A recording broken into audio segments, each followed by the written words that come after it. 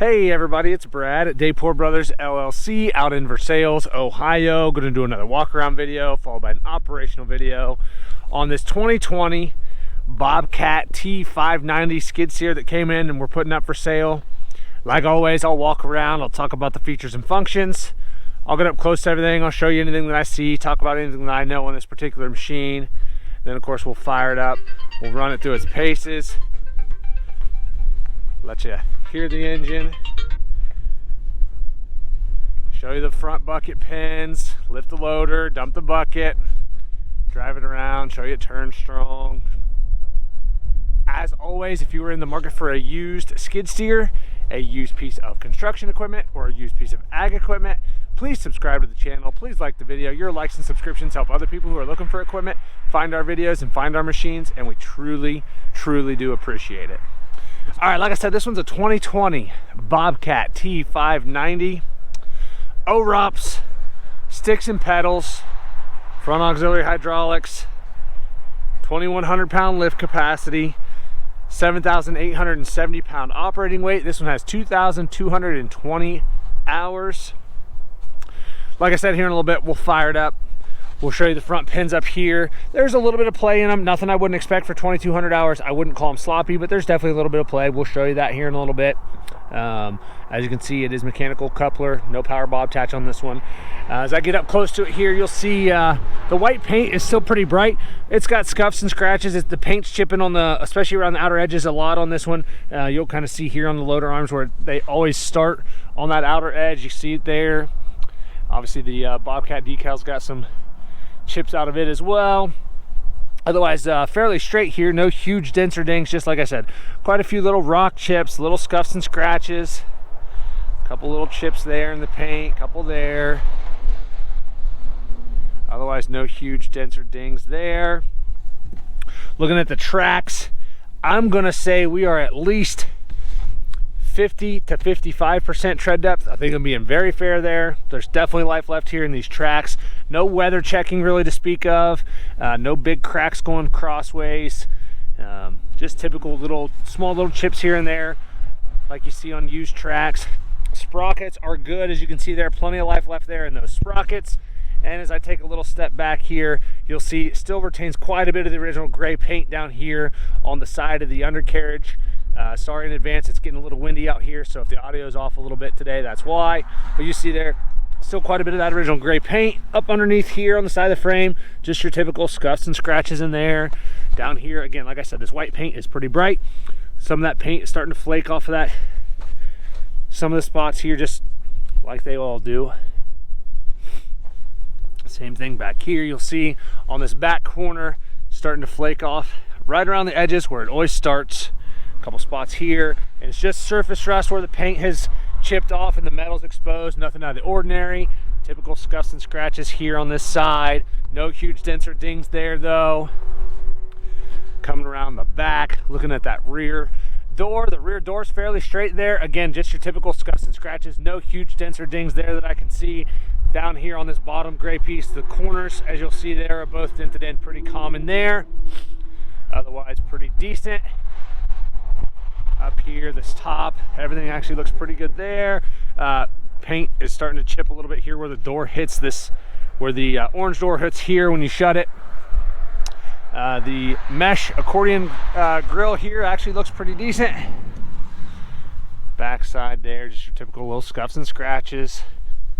Coming around, taking a look on this rear corner, again, especially around the outer edge, that paint's starting to flake off. It would be a prime candidate for, you could repaint this one. We just never do that. But you'll see just typical scuffs and scratches. No huge dents or dings here on this side either. Just that paint starting to flake off on the bottom and around the edges. Taking a look at the tracks on this side, they match up really well to the other side. Basically the exact same tread depth, basically the same condition. Again, no real weather checking to speak of. Sprockets on this side look about the exact same as the other side. Definitely life left here in this undercarriage. Taking a little step back, again, you'll see still quite a bit of that original gray paint down here on the side rail of the undercarriage. And up against the frame here on this side, same thing, just your typical, there's some scuffs and scratches in there. Same thing here. Taking a look at the loader arm on this side, again, nice and straight, no huge dents or dings, just typical. There's some scuffs, some scratches, some paint chips. That's a little bit of cement splatter there, a couple rock chips or scratches there, a scuff here and there. Again, the little Bobcat decal's got some of it missing. Looking at the back side of the skid steer mount plate here, I don't see anything out of the ordinary there. Nothing that looks like it's been cracked or welded or plated there. Taking a look at the bucket, it is a Bobcat brand bucket. No cutting edge on this bucket. It's got the spot for a bolt-on cutting edge, but it does not have one. Otherwise, that bucket's pretty straight. I don't see any big dents or dings. I don't see any bows. The bottom of that bucket seems nice and flat there. Nothing out of the ordinary here. Go around the back and open up this engine compartment. Got to give it a little hip check.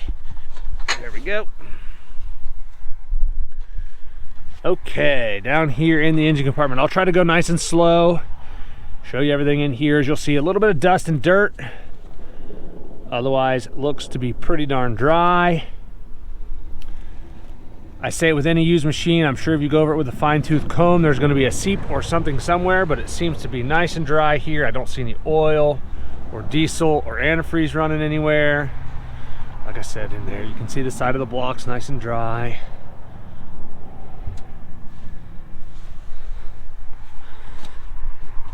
Up here, everything looks really good there. Belt seems in good shape. Down here, again, everything seems pretty good there. Over by the battery, everything looks good here. Inside of that back door, everything looks normal there. Take a look at the operator station here. Backside looks good. Nothing out of the ordinary there. This side, everything looks really good here. Coming around to the front, everything looks normal there. That looks like that side headlight's been replaced at some point. This side is a little foggy and has a couple little cracks in it there. Otherwise, everything looks really good here on this side. Looking at this front, the front face plates here of our loader arms and everything, just typical. There's rock chips, scuffs, scratches, paint wore down at the bottom, some scratches across the front of the cylinders, a little bit of cement splatter here and there. Just typical use on a 5-year-old 2200 hour skid steer. That step's in good shape. In here, floorboard's good, the pedals are good. Looking at the seat, that lower seat cushion's really good. I don't see any cuts or tears there. Same thing with that backrest. Everything looks good there. Looking at our left stick, all these little rubber pieces are good. Toggle switches are all good. Horn works, trigger's good. Coming to this side, toggle switches are all good. Rubber down here is all actually really good. Trigger button's good on this side as well. Throttle's good. It's cold out, so it's going to have to run through its glow plug cycle here. Like I said, 2220 hours. Otherwise, everything seems good here. That top, everything's good on the top side. Just shows a little wear here where the lap bar rubs. Up here, both cylinders seem good. Nothing looks like it's been cracked or welded or plated here on this side. Same thing here. Everything looks normal there. And like I said earlier, backside of the skid steer mount plate, everything looks good there. Let's see if I can get down without falling. It's nice and slippery out here today. All right, like I said, this one's a 2020 T590, 2,220 hours. Lots of photos on our website. That's listed down below in the description. If you have any questions, comment down below. We'll try to answer them for you. We'll fire it up and get right into an operational video.